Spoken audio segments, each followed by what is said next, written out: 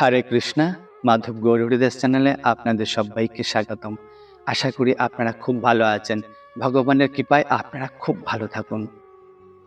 তো ভগবান ভাবের ভিখারি, ভগবান কেবল ভাব গ্রহণ করে থাকেন।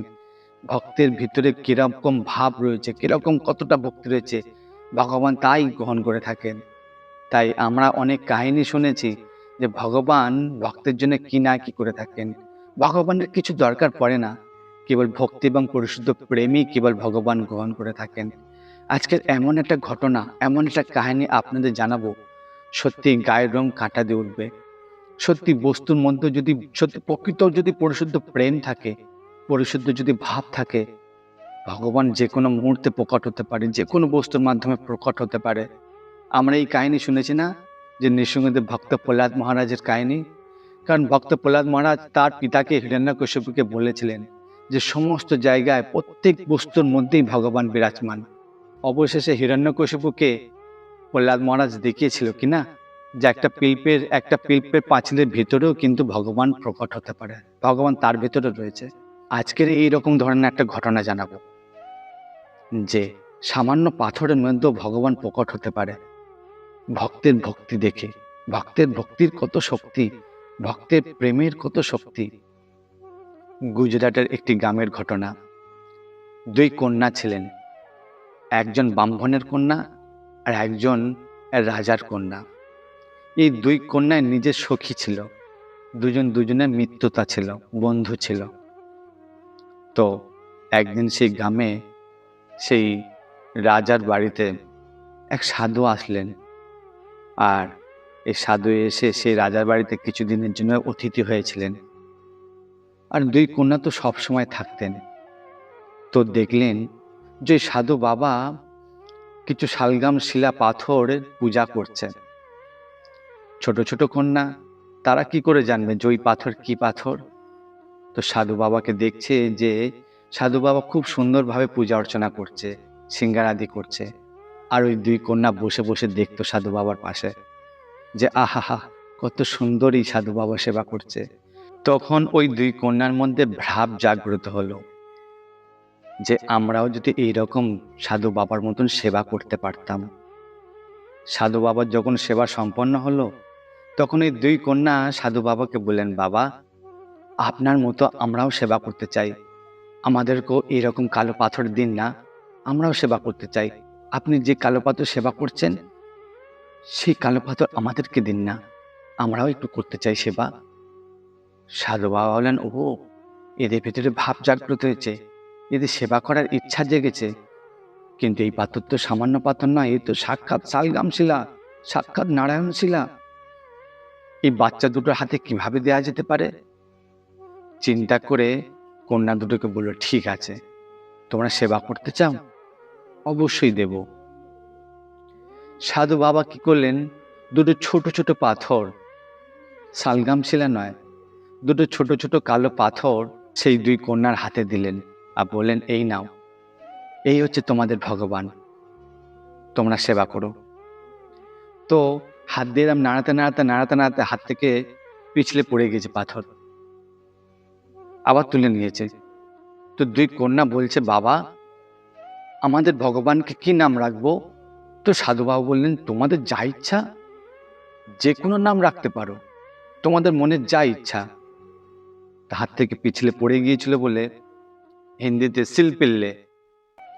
তো ওই দুই কন্যা ঠিক করলো যে সিলপিল্লে রাখবো। তো সিলপিল্লে ভগবান। ব্যাস, ব্রাহ্মণ কন্যা আর রাজকন্যা নিজের মতন সেই কালো পাথর নিয়ে চলে গেলেন, নাম রাখলেন সিলপিল্লে ভগবান। ব্যাস, যে ব্রাহ্মণ কন্যা এই কালো পাথরকে ভগবান ভেবে বাড়িতে নিয়ে গেলেন, নিত্য সেবা পূজা করতে থাকলেন, নিত্য সেবা পূজা। এইরকম অনেক বছর ধরে নিজের নিজের করে, একদম নিজের করে এমনভাবে সেবা করা শুরু করলেন যে এক মুহূর্ত থাকতে পারে না সেই ভগবানকে ছাড়া, এক মুহূর্তের জন্য থাকতে পারে না। যখন যেখানেই যায় না কেন, তখন সে শিল্পীলে ভগবান সে কালো পাথরটাকে সঙ্গে নিয়ে যায়, সারাক্ষণ নিজের কাছে রাখে, সারাক্ষণ। একদিনকার ঘটনা, ওনার দুই ভাই আছে, ওনার দুই ভাইয়ের মধ্যে খুব মারামারি হয়, খুব ঝগড়া হয়। আর যে বড় ভাই আছে, সেই বড় ভাই ছোট ভাইকে খুব মারধর করে তার ঘরের সমস্ত জিনিসপত্র লুটপাট করে নিয়ে চলে যায়। কারণ বড় ভাই স্বভাবে খারাপ চরিত্রের মানুষ ছিল। তিনি খারাপ মানুষদের সাথে মিশতো, তিনি খারাপ ছেলেদের সাথে মিশতো। আর ছোট ভাইকে খুব মারধর করে ঘরের জিনিসপত্র তুলে নিয়ে চলে যায়। আর আশ্চর্য ব্যাপার, ছোট ভাইয়ের ঘরেতে যা যা জিনিসপত্র তুলে নিয়ে চলে গিয়েছিল বড় ভাই, সেই সব জিনিসপত্রের মধ্যে তার সেই একমাত্র বোন, ছোট কন্যা, তার শিল্পীলে ভগবান ছিল। সমস্ত জিনিসপত্র তুলে নিয়ে চলে যায়, তার সাথে শিল্পীলে ভগবানকেও তুলে নিয়ে চলে যায়। একদম হৃদয় ভেঙে পড়েন, কান্নায় ভেঙে পড়েন সেই ছোট কন্যা, যে আমার ভগবানকে তুলে নিয়ে গেছে, আমি এবার কিভাবে বাঁচবো? আমি ভগবানকে ছাড়া কিভাবে বাঁচবো? আমি ভগবান ছাড়া এক মুহূর্ত থাকতে পারবো না। প্রাণ যায়, হৃদয় ফেটে যাচ্ছে শিল্পীলে ভগবানের জন্য। ছোট ভাইয়ের কাছে গেলেন যে, ভাই, তোমরা দুই ভাই মিলে মারামারি করছো, আর দেখো আমার শিল্পীলে ভগবানকে তুলে নিয়ে চলে গেছে। ছোট ভাই বলছেন, আরে এ তো আমারই ভাই, এ তো অন্য কেউ নয়। আর সে তো লুটপাট করে নিয়ে গেছে, আর তোর জিনিস তোর ভগবানকে নিয়ে গেছে। তাহলে যা, তোর বড় ভাইয়ের কাছে যা, এ তো আর অন্য কেউ নয়। বড় ভাইয়ের কাছে যা, সে বললে কি সে না করবে? সে অবশ্যই দেবে। ছোট বোন কি করলেন? বড় ভাইয়ের কাছে ছুটে গেলেন শিল্পীলে ভগবানের জন্য। ব্যাস, বড় ভাইয়ের কাছে গিয়ে বললেন, দাদা, তোমরা দুজনে মারামারি করলে, অশান্তি করলে, ঝগড়াঝাটি করলে, আর ভাইয়ের ঘর থেকে সমস্ত জিনিস লুট করে নিয়ে চলে এলে। সঙ্গে বড় ভাইয়ের সঙ্গে অনেক গ্যাং ছিল, যারা বদমাইশি স্বভাবের। আর এই ছোট বোন আবদার করে বলতে থাকলেন যে, দাদা, তুমি যে বস্তুগুলো, যে জিনিসপত্র ভাইয়ের ঘর থেকে তুলে নিয়ে চলে এসছো, সেই ঘরে আমার শিল্পীলে ভগবান রয়েছে। যে শিল্পীলে ভগবানের নামটা শুনেছে, বড় ভাই হেসে ফেলেছে। যারে বোন, কি বললি? তোর কোন ভগবান আছে? শিল্পীলে ভগবান? গ্যাংয়ের মধ্যে যারা ছিল তারা সবাই তো হেসে ফেললেন। যারে এই আবার কিসের ভগবান? শিল্পীলে ভগবান? ছোট বোনটি বলছে, হ্যাঁ, আমার ভগবানকে ছাড়া আমি থাকতে পারবো না। ছোট বোন কাঁদতে কাঁদতে বলতে থাকলেন যে, আমি এত দিন ধরে সেবা করে আসছি আমার শিল্পীলে ভগবানকে, আমি তাকে ছাড়া এক মুহূর্ত থাকতে পারি না, এক মুহূর্ত থাকতে পারি না। আর সেই ভগবান আমার কাছ থেকে নিয়ে চলে এসছো। বড় ভাই বললেন, ঠিক আছে বোন, তুই যদি ভগবানকে এতই ভালোবাসিস, তো যা, আমার ওই ঘরেতে সবকিছু রয়েছে, যেখানে সেখানে আছে কি দেখ, তোর কোথায় ভগবান আছে তুই নিজেই খুঁজে নে। এদিকে বড় ভাইয়ের সাথে যে গ্যাং ছিল, যেসব বদমাইশের ছেলেরা ছিল, তারা সবাই তো হাসতে থাকলেন। আর তাদের মধ্যে কেউ একজন বলে উঠল, যারে বোন, আরে তুই যে বলছিস যে তোর শিল্পীলে ভগবানকে এত ভালোবাসিস, তো ঠিক আছে, তুই তো এতদিন তোর তো ভগবানকে তো ভালোবেসে এসেছিস, আজ তুই এখানে দাঁড়িয়ে দাঁড়িয়ে তোর ভগবানকে ডেকে তো দেখা, দেখি তো আমরা যে তোর ভগবান তোর ডাকে সাড়া দেয় কিনা, তোর কাছে আসে কিনা, ঘর থেকে বেরিয়ে আসে কিনা, একবার তো এটাও দেখতে চাই। এতদিন এইরকম কথা কেউ কখনো বলেনি। যেই একজন এইরকম কথা বলল, তারই ছোট্ট বোনটিকে মনের হৃদয় কেঁদে গেল। আর ভাবতে থাকলো, সত্যি তাই তো, আমি তো আমার ভগবানকে তো খুব ভালোবাসি, শিল্পীলে ভগবানকে এক মুহূর্ত কাজ ছাড়া করি না। যে আমার প্রাণ, যে আমার সর্বস্ব, তাকে তো আমি এত দিন ধরে ভালোবেসে আসছি, এত দিন ধরে সেবা করে আসছি। আজকে তো তার পরীক্ষা তো একবার হয়ে যাক। তারা যখন আমার সামনে প্রতিশ্রুতি রাখছে যে আমার শিল্পীলে ভগবান আমার কাছে এসে ধরা দেয় কিনা, আমার ডাকে সাড়া দেয় কিনা, আজকের হে শিল্পীলে ভগবান, কাঁদতে কাঁদতে রোদন করতে করতে বলতে থাকলেন যে, আজ তোমার পরীক্ষা।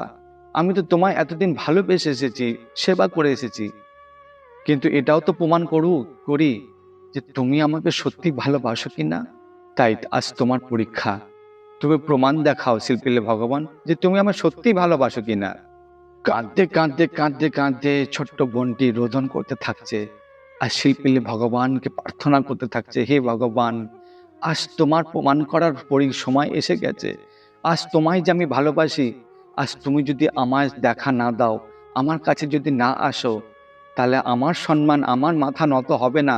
আজ জগতে তোমার মাথা নত হবে, তোমার সম্মান খুইবে। কারণ তোমার ভক্তের মাথা নত হওয়া মানে তোমার মাথা নত হওয়া। আজ তোমার পরীক্ষা দিতেই হবে ভগবান। আজ তোমায় আমি এত সেবা করে এসেছি, এত ভালোবেসে এসেছি। আজ সত্যি তুমি আমায় ভালোবাসো কিনা আজ তুমি প্রমাণ দেখাও। রোদন করতে করতে করতে ভগবানকে প্রার্থনা করতে থাকছে, হে ভগবান, শিল্পেলে ভগবান, প্রমাণ দেখাও যে তুমি আমার সত্যিই ভালোবাসো কিনা, আমার কাছে এসে দেখাও। রোদন করতে করতে করতে করতে হঠাৎ দেখছে যে ঘর থেকে সেই ছোট্ট ছোট্ট কালো পাথর সাক্ষাৎ বেরিয়ে এলো। সাক্ষাৎ বেরিয়ে এসে সেই ছোট্ট বোনটির হৃদয়ে এসে জুড়ে গেল। আর হৃদয়ে এসে এরম আমি জড়িয়ে ধরলাম সেই কালো পাথরকে। সবাই দেখে আশ্চর্য হয়ে গেল। বড় ভাই, তার বড় ভাইয়ের সমস্ত গ্যাং যারা ছিল সবাই দেখে অবাক হয়ে গেল যে যে আজ পর্যন্ত এরকম ভক্তের ভক্তি আজ পর্যন্ত কখনো দেখিনি। বড় ভাই তো মন্ত্রমুগ্ধ হয়ে গেল ছোট বোনের ভক্তি দেখে, আশ্চর্য হয়ে গেল। চোখে অশ্রু নেত্র ভরে গেল বড় ভাইয়ের। বলতে থাকলো যে আমি এমন বোনকে পেয়েছি যার ভক্তির এত শক্তি থাকতে পারে, যে সাক্ষাৎ ভক্তির এত শক্তিতে ভগবান ছুটে আসতে পারে।